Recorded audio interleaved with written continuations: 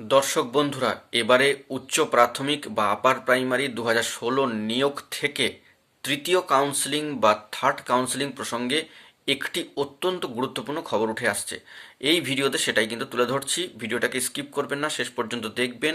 আমাদের চ্যানেলে নতুন হলে চ্যানেলটিকে সাবস্ক্রাইব করে সাপোর্ট করে সঙ্গে থাকবেন। বন্ধুরা, একটি ভালো খবর বলা যেতে পারে, প্রস্তুতি এবং খুশির সংবাদ আপার প্রাইমারি বা উচ্চ প্রাথমিকের তৃতীয় কাউন্সেলিংকে কেন্দ্র করে।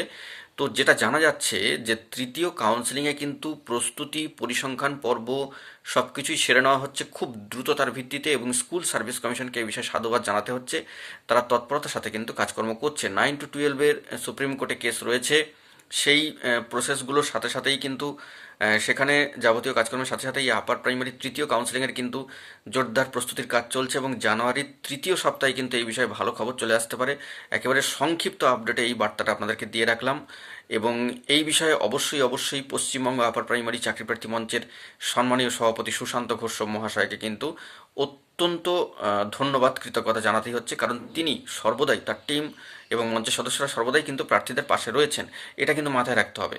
তো তাকে এবং মঞ্চকে অবশ্যই ধন্যবাদ জানাতে হচ্ছে। এবং সর্বোপরি এটা জানিয়ে রাখি যে জানুয়ারি মাসের থার্ড উইক তথা 16-17 তারিখ নাগাদ কিন্তু এই বিষয়ে একটা ভালো খবর হয়ে যেতে পারে তৃতীয় কাউন্সেলিংকে কেন্দ্র করে।